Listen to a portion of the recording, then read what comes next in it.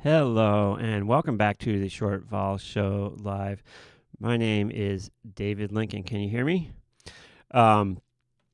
So yesterday, GameStop, not a great day for us short types.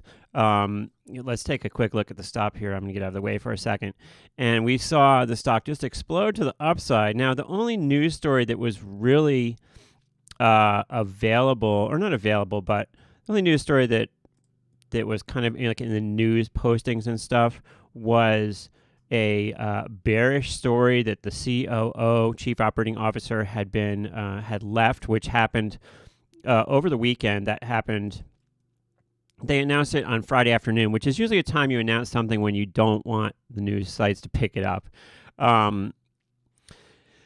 But rumors have been swirling about, the GameStop's future plans, and it was announced a couple days before that the GameStop network, where they hire people, had hired somebody who's a specialist on cryptocurrency because they're going to have crypto involved in their future plans of a gaming network. Also, anybody who's been following GameStop for a little while has heard the rumors of them issuing a special dividend and getting into the NFT world. And the rumor is that they're going to hire a special dividend that's an NFT. Now, let's talk about that and other stuff coming up right now on the Short Vol Show Live. You're watching Famous Dave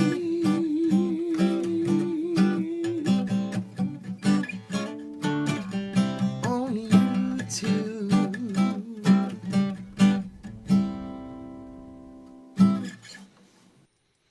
Now, all the news stories that have a lot of the news stories that have ended up being talked about regarding GameStop come about through social media and this kind of rumor mill, which is the Redditors slash StockTwits slash other social media, the kind of the word on the street type stories.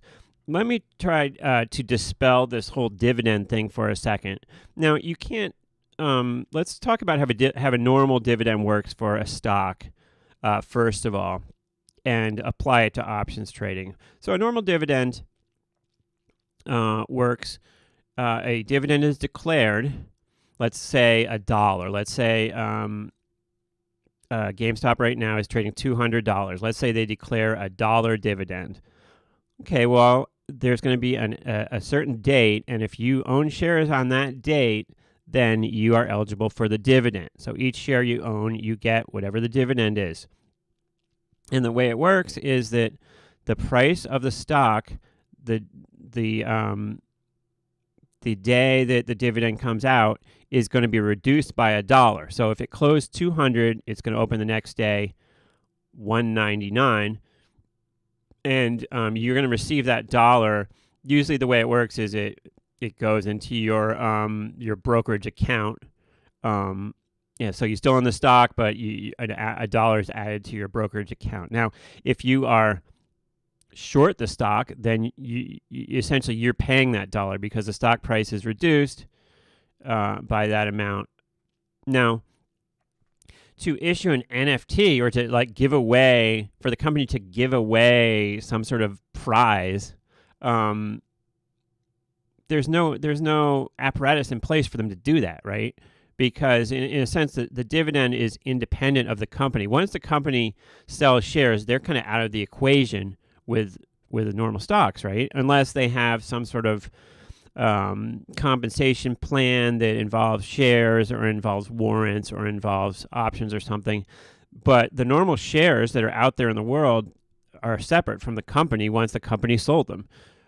So for the company to kind of get back involved and say, okay, well, how many shares do we have outstanding? Or let's track those people down and let's give them each a prize for how many shares they have.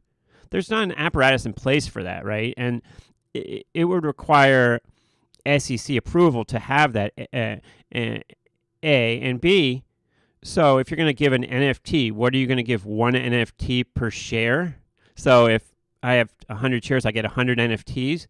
And I know the concept is in people's heads like, like they think of these NFTs that are like super valuable, like $1 million. And the concept in their head is like, they're going to give me something rare and valuable that I can sell to make a lot of money if I happen to own GameStop at some point.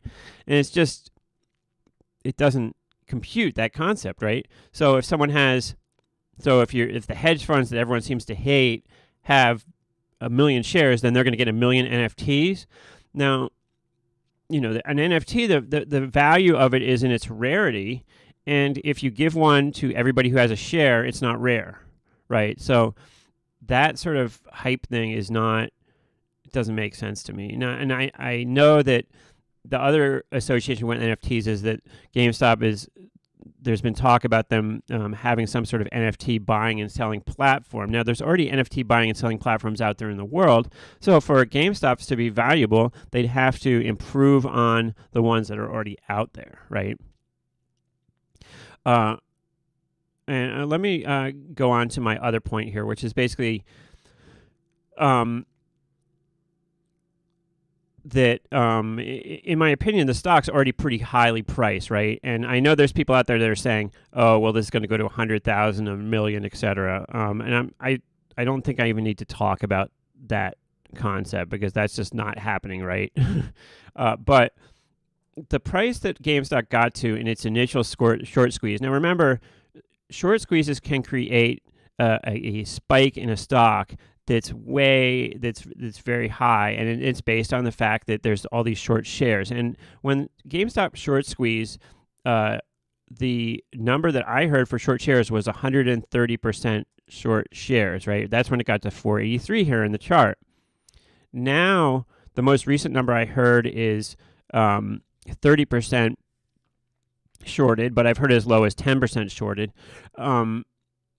So the question is, even with the most optimistic idea of the future, how high can the share price really go? And who has for the share price to go higher, there has to be having new money come in and buy it, right? Now, I understand people buying the stock when it was 35. I understand there's been pullbacks, right? You see these pullbacks from the high, and maybe someone tries to take a shot at 150 or 160 even. But once the stock gets back over 200, it seems to me that new money is wanting to come in and buy the stock seems to be less and less interested the higher the price goes, right? There's less and less potential to make a big buck. Let's say that GameStop does everything that even the most wild ideaed Redditors think they could possibly do. Then what's a fair price for the stock if they succeed at everything? It's probably somewhere around right here, right? So as the stock goes above 200, it seems less and less likely that there's people willing to walk in and put their money down. And, people for some reason start comparing this to Tesla when they're a universe apart, right? Tesla is a company that has products, that has a future, that's bright, that can continue doing what they're doing now and make money, right? They also have big orders coming in. GameStop has none of that. They need to change their whole model, their whole plan. They're a company that's losing money, and they need to reinvent themselves to stay viable. Yes, they've been able to raise some money, but unless they can be profitable, it's not going to work like any other company, right? And even if they can become profitable, that doesn't justify the lofty prices right now, and thus they need to both become profitable and reinvent themselves in such a way that will make them a leader in some industry, whether it be NFTs or crypto-based games. And right now, it's all hype. And at some point, hype has to converge with reality. And in my opinion, that convergence is a lower price than the stock is now, which is like kind of my whole strategy of being short this. I'd love to hear your comments below disputing this, and we can have a dialogue if you want. Most people who see that I'm short this aren't interested in a dialogue. They're interested in blocking me because I guess they don't have the